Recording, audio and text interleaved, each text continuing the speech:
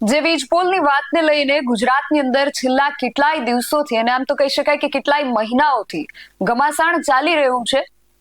એ વીજપોલને લઈને ખેડૂતો શા માટે આટલો વિરોધ કરી રહ્યા છે, ખેડૂતો શા માટે એને અસુરક્ષિત ગણી રહ્યા છે અને સરકારે જે નવી વળતર નીતિ જાહેર કરી તો એમાં પોલિસીને લઈને કોઈ વાત કરવામાં નથી આવી। ખેડૂતોની સુરક્ષા, ખેડૂત પરિવારની, એમના પશુધનની સુરક્ષાને લઈને કોઈ વાત કરવામાં નથી આવી। એને લઈને પણ ખેડૂતોએ બારોબાર અસંતોષ પ્રગટ કર્યો છે।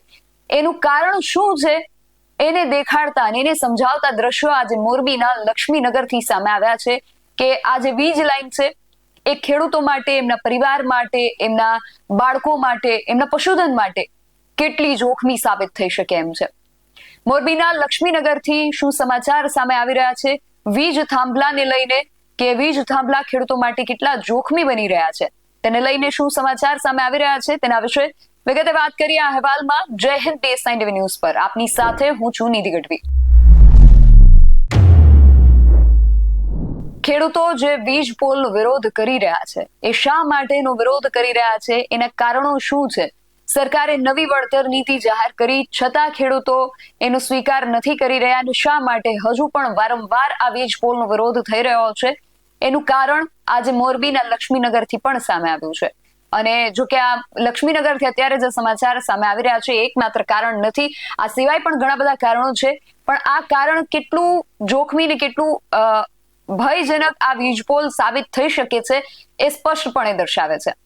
લક્ષ્મીનગરથી સમાચાર એ સામે આવ્યા છે કે ખેડૂતે પોતાના ખેતરમાં જે ફેન્સિંગ રાખેલી છે એમાં જેટકો નું જે મશીન હોય છે, ઝટકા મશીન જે હોય છે, એના વગર જ એ ફેન્સિંગમાં કરંટ આવી રહ્યો છે।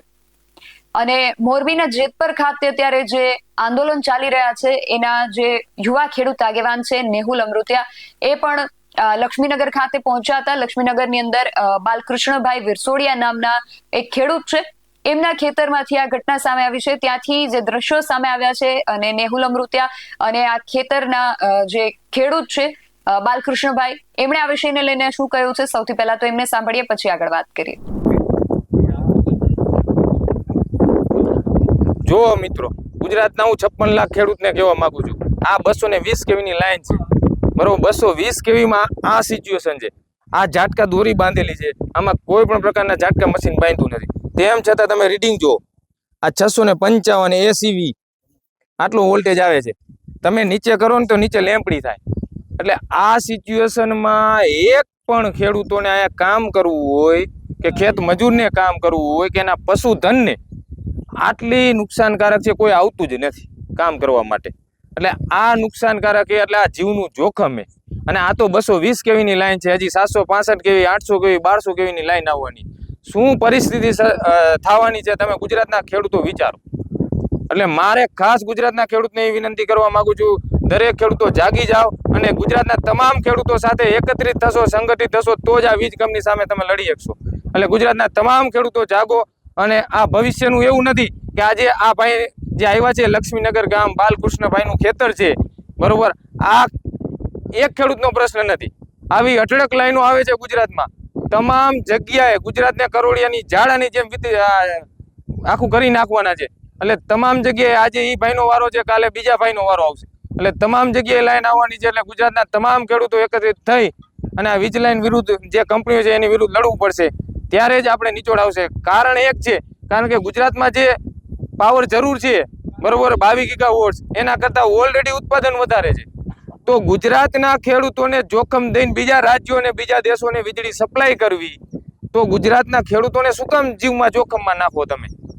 ગુજરાતના ખેડૂતોને જ્યાં જરૂરિયાત છે વીજળીની, ત્યાં વીજળી ઉત્પન્ન કરે, જેથી કરીને ગુજરાતના ખેડૂતો શાંતિથી ખેતી કરી શકે। મગનભાઈ વિરસોડિયા, ગામ લક્ષ્મીનગર।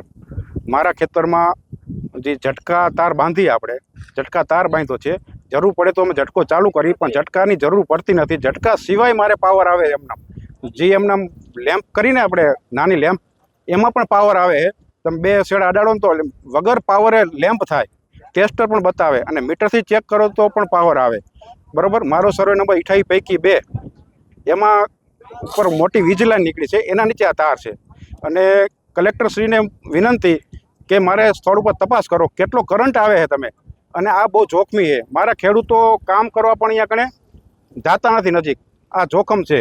જનાવર તો દૂર જ રહીએ, પણ માણસોને ખબર છે કે આમાં શોટ બહુ આવે એમ.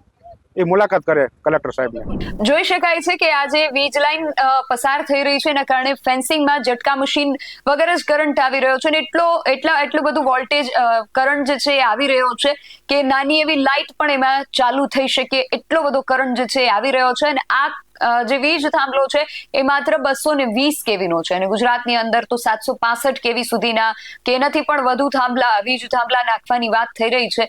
તો આ વીજ થાંભલાઓ જો ખેડૂતોના ખેતરની અંદર આ પ્રકારે નાખવામાં આવે તો એ કેટલા જોખમી સાબિત થઈ શકે છે, એનું આ જીવતું જાગતું ઉદાહરણ આપણી સામે મોરબીથી સામે આવ્યું છે. હવે સરકાર આમાં આ વાતને કેટલી ગંભીરતાથી લે છે, ખાનગી કંપની એને કેટલી ગંભીરતાથી લે છે, એમાં સંજ્ઞાન લઈને આગળ શું કાર્યવાહી કરવામાં આવે છે, કેટલી ઝડપે કાર્યવાહી કરવામાં આવે છે, આ બધું ખાસ જોવાનું રહેશે. કારણ કે ખેડૂતો વારંવાર આ પ્રકારે રજૂઆતો કરી રહ્યા છે. હવે ખેડૂતોનું કોણ અને ક્યારે સાંભળે છે એ સવાલ અત્યારે આપણા સૌની સામે આવીને ઉભો છે. હવે ભવિષ્યમાં જોવાનું રહેશે કે સરકાર આમાં કેટલી ઝડપે દરમિયાનગીરી કરે છે અને ખેડૂતોના જે પ્રશ્નો છે, આ વીજ લાઈનના કરંટ સહિતના ઘણા બધા પ્રશ્નો છે, એનું નિરાકરણ ક્યારે લાવે છે. તમારું આ સમગ્ર વિષયને લઈને શું માનવું છે, તમારો મત અમને કોમેન્ટ બોક્સમાં ચોક્કસથી જણાવજો.